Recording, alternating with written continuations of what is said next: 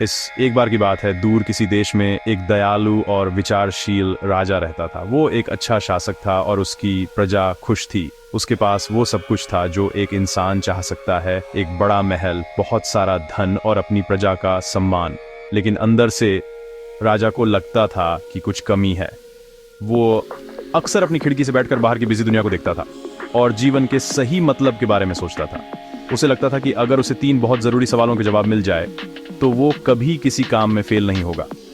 वो सबसे बुद्धिमान और सबसे सफल शासक बनना चाहता था, सिर्फ अपने लिए नहीं बल्कि अपने पूरे किंगडम की भलाई के लिए। ज्ञान की इसी चाह ने उसे एक अनोखे रास्ते पर डाल दिया। राजा का दिल गहरी जिज्ञासा से भरा था। उसने बहुत देर तक सोचा कि उसे क्या जानना चाहिए। आखिर में उसे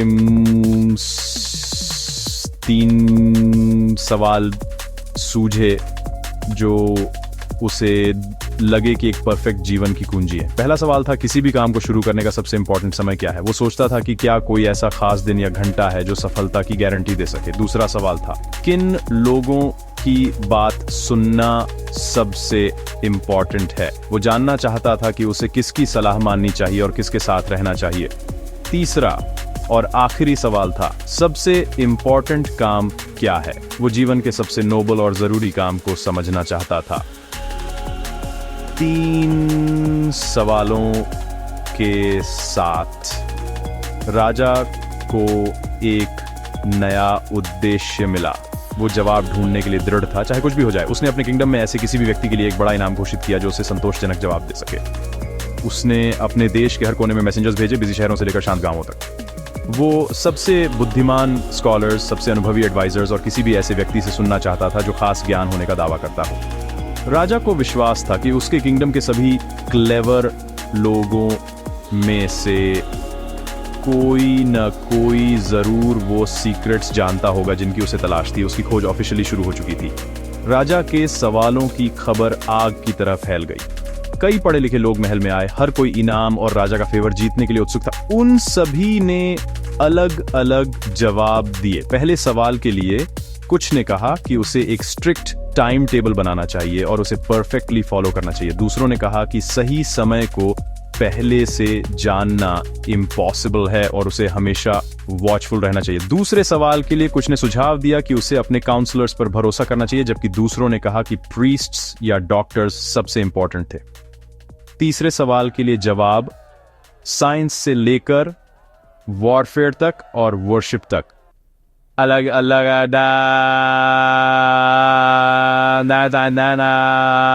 राजा ने सभी को धैर्यपूर्वक सुना, लेकिन कोई भी जवाब उसे ट्रूली सही नहीं लगा। उसका दिल असंतुष्ट ही रहा।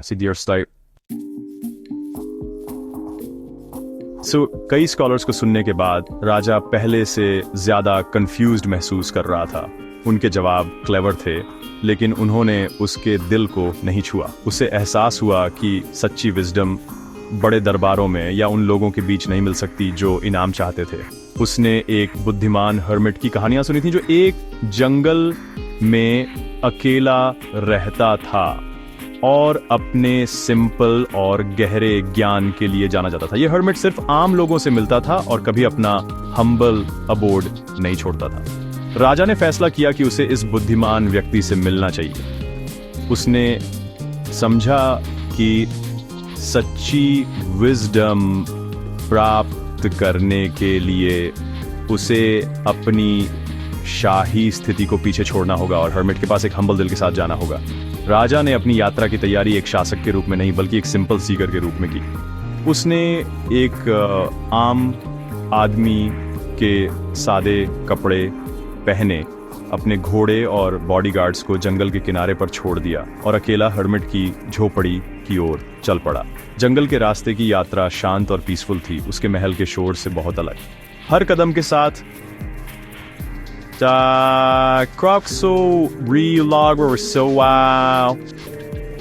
कि वो अपने पुराने सेल को पीछे छोड़ रहा है। वो अब एक पावरफुल मोनार्क नहीं था जो जवाब मांग रहा था। वो बस एक आदमी था जो गाइडेंस ढूंढ रहा था। ह्यूमैनिटी का ये काम ही उस विजडम को पाने की दिशा में पहला कदम था जिसकी उसे इतनी गहरी चाह थी।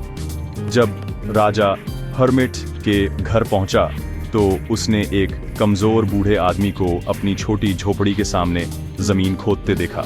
हर्मिट जोर जोर से सांस ले रहा था और ये साफ था कि ये काम उसके लिए मुश्किल था। राजा ने सम्मानपूर्वक उसके पास जाकर बाउड किया। फिर उसने अपने 3 सवाल पूछे। हर काम के लिए सही समय क्या है, सबसे जरूरी लोग कौन हैं और सबसे इंपॉर्टेंट काम क्या है।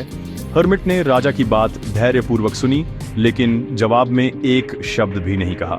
वो बस मुस्कुराया, अपने हाथों पर थूका और कठोर जमीन खोदना जारी रखा। बूढ़े आदमी को थका हुआ देखकर राजा को दया आ गई। उसने मदद करने की पेशकश की। आप थक गए हैं, राजा ने कहा, मुझे फावड़ा लेने दो और थोड़ी देर के लिए तुम्हारे लिए काम करने दो। हर्मिट ने कृतज्ञतापूर्वक फावड़ा सौंप दिया और आराम करने के लिए बैठ गया। राजा, जिसने कभी ऐसा मैनुअल लेबर नहीं किया था, जमीन खोदने लगा। उसने एक क्यारी खोदी और फिर दूसरी। सूरज पेड़ों के पीछे डूबने लगा, लेकिन राजा खामकर उसे एक अजीब सी सैटिस्फैक्शन महसूस हो रही थी। वो जवाब ढूंढने आया था, लेकिन इसके बजाय उसने खुद को सेवा के एक सिंपल काम में लगा हुआ पाया। जैसे ही शाम हुई, राजा ने खोदना बंद कर दिया और एक बार फिर अपने सवालों के लिए साधु की ओर मुड़ा। तभी एक लंबी दाढ़ी वाला आदमी जंगल से दौड़ता हुआ बाहर आया। वह अपने हाथों से पेट में एक बड़े घाव को दबा रहा था और उनसे खून बह रहा था। आदमी राजा के पास गिर गया, दर्द से कराह रहा था। राजा तुरंत अपने सवाल और अपनी थकान भूल गया। उसका एकमात्र विचार घायल आदमी की मदद करना था। वह और साधु आदमी को झोपड़ी के अंदर ले गए। राजा ने बड़े घाव को जितना हो सके धोया और उसे अपने ही रूमाल और साधु के तौलिए से पट्टी बांधी। राजा यहीं नहीं रुका। उसने बार बार पट्टी बदली, जो गर्म खून से भीगी हुई थी, जब तक कि खून बहना आखिरकार बंद नहीं हो गया। उसने बड़ी सावधानी और धैर्य से आदमी के घाव का इलाज किया। आदमी को आखिरकार बेहतर महसूस हुआ और उसने पीने के लिए कुछ पानी मांगा। राजा उसके लिए ताजा पानी लाया और उसे पीने में मदद की।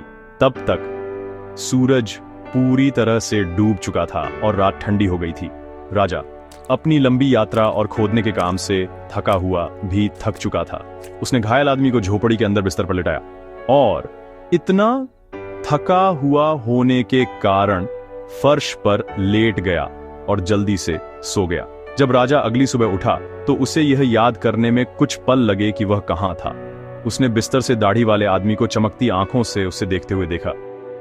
मुझे माफ कर दो, आदमी ने कमजोर आवाज में कहा। राजा भ्रमित था।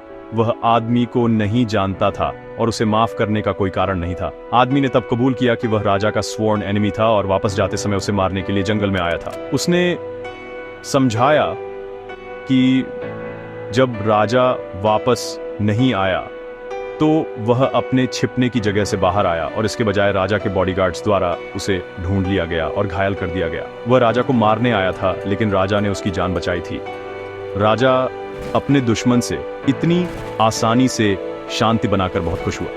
उसने न केवल आदमी को माफ कर दिया, बल्कि उसे देखभाल के लिए अपने डॉक्टर को भेजने और उसकी संपत्ति वापस करने का भी वादा किया। आदमी की देखभाल करने के बाद राजा अपने महल लौटने से पहले आखिरी बार साधु को ढूंढने बाहर गया।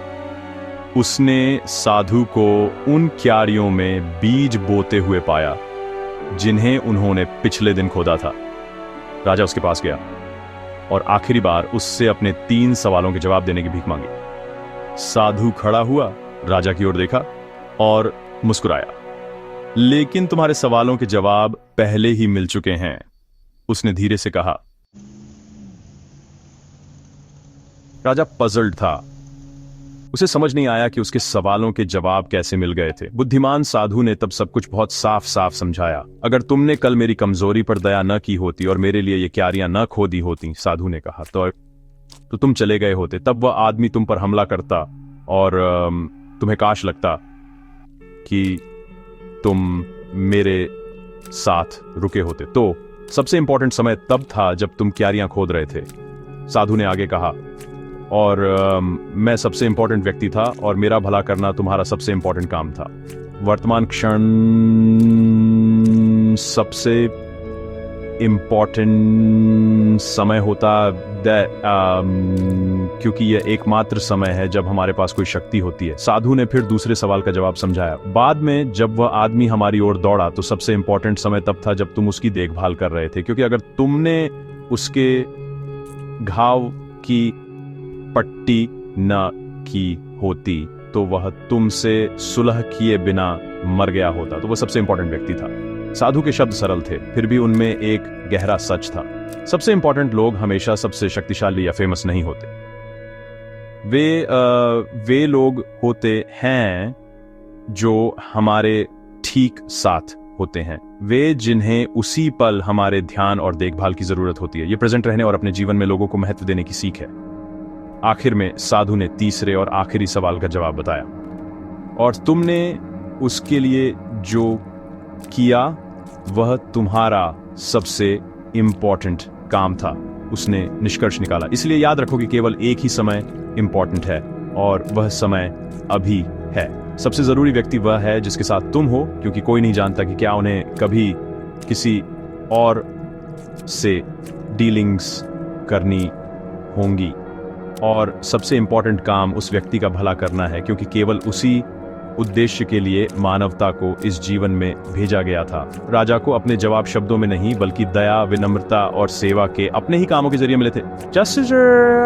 और उसके 3 सवालों की कहानी हमें एक अच्छे जीवन जीने के लिए एक सुंदर और सरल फिलॉसफी सिखाती है। यह हमें अतीत या भविष्य के बारे में चिंता करना बंद करने और वर्तमान क्षण पर ध्यान केंद्रित करने के लिए कहती, या हमें याद दिलाती है कि हम जिस भी व्यक्ति से मिलते हैं वो इंपॉर्टेंट है, और सबसे वैल्यूएबल चीज जो हम कर सकते हैं वह है दूसरों के प्रति दया दिखाना और उनकी मदद करना।